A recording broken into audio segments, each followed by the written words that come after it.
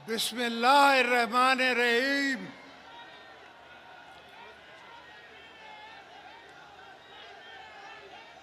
मेरे प्यारे पीपलो, पाकिस्तान की आवाम, पाकिस्तान, अस्सलाम वालेकुम।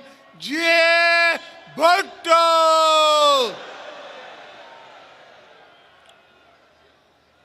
मेरे चेयरमैन बिलावल भुट्टो ज़रदारी साहब, मेरी फर्स्ट लेडी आसफा भुट्टो ज़रदारी साहिबा, पीएम आज़ाद जम्मू और कश्मीर, सीएम बलूचिस्तान और मेरा भाई मोहसिन नकवी, रिस्पेक्टेड जर्नलिस्ट जो आए हुए हैं पूरे पाकिस्तान से, पीपीपी के leaderships, secretary general, secretaries, Peoples Party के जियालो, सारे पाकिस्तान से जो आए हुए हैं उन सबको खुश आमदेद गड़ी खुदा बख्श में। और दोस्तों, पाकिस्तान पीपल्स पार्टी की ये दिन हमारी बीबी साहिबा की शहादत का और पाकिस्तान को पीपल्स पार्टी के बचाने का दिन था। उस दिन पीपल्स पार्टी ने पाकिस्तान बचाया था, पाकिस्तान खपे कह के। ये मैं नहीं कह रहा था, ये पीपल्स पार्टी की और बीबी साहिबा की रूह कह रही थी जो मैंने कहा। अल्हम्दुलिल्लाह पाकिस्तान बचा, पाकिस्तान चला और चलता रहेगा क़यामत तक। और हम शुक्रिया अदा करते हैं कि अल्लाह ने हमें मौका दिया कि हमने ऐसा चीफ बनाया फौज का जिसने आंखों में आंखें डाल के हमारी गवर्नमेंट की सुपरविजन में इंडिया को ऐसा मुंह तोड़ जवाब दिया कि उनको पता पड़ गया कि ये खेड नहीं है, वाणिया दी समझे। मोदी को पता पड़ गया कि ये मजाक नहीं है। पाकिस्तान पाकिस्तान है और हम मुसलमान हैं और हम अपनी दिफा करना जानते हैं। ये तो शुक्र करो, अभी भी लोगों ने तुम्हारा लिहाज किया है, दुनिया ने तुम्हारा लिहाज किया है। अगर नहीं तो पता लग जाता इनको सब, इनके सारे जहाज गिरा सकते थे हम, इनका विक्रम गिरा सकते थे। मगर दुआ करें कि ये हाजी साहब ने, हमारे चीफ ने, हमारे एयरफोर्स चीफ ने इन पर रहम किया थोड़ा सा। मगर इंशाल्लाह अगर दोबारा किसी मैली आंख से किसी मुल्क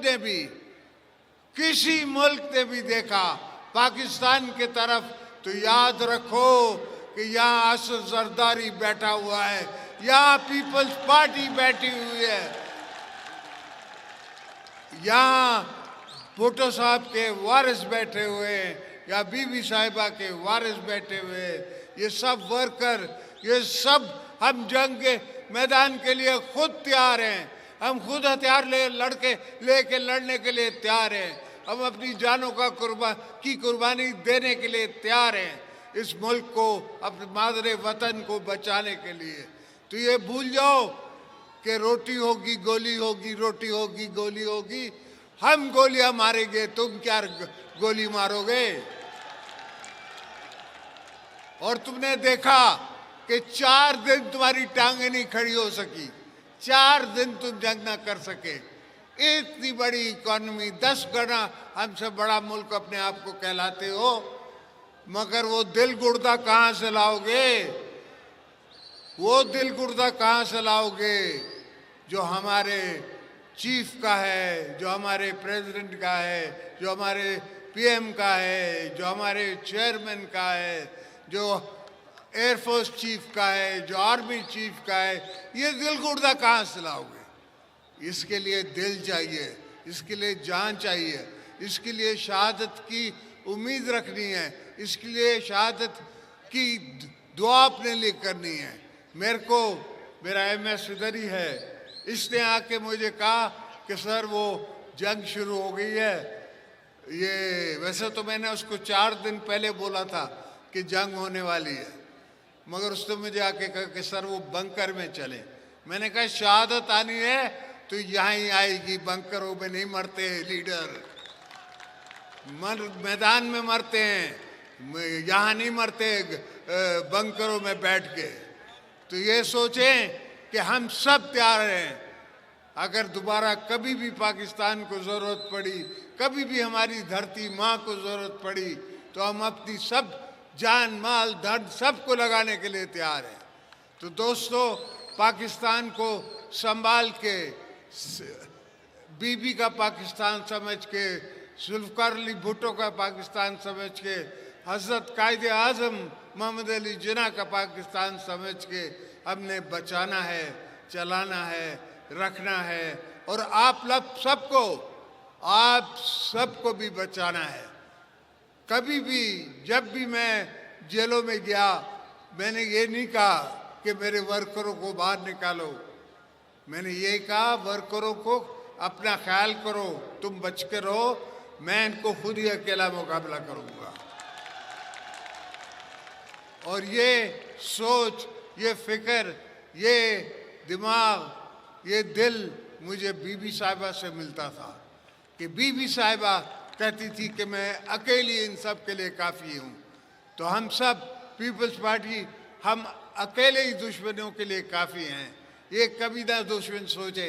हमने तब भी झंडा पाकिस्तान का लगाया था जहाँ बीबी ने हुक्म किया था। हम आज भी उस झंडे के साथ चल रहे हैं और इंशाल्लाह चलते रहेंगे, हमारी आने वाली नस्लें भी चलती रहेंगी।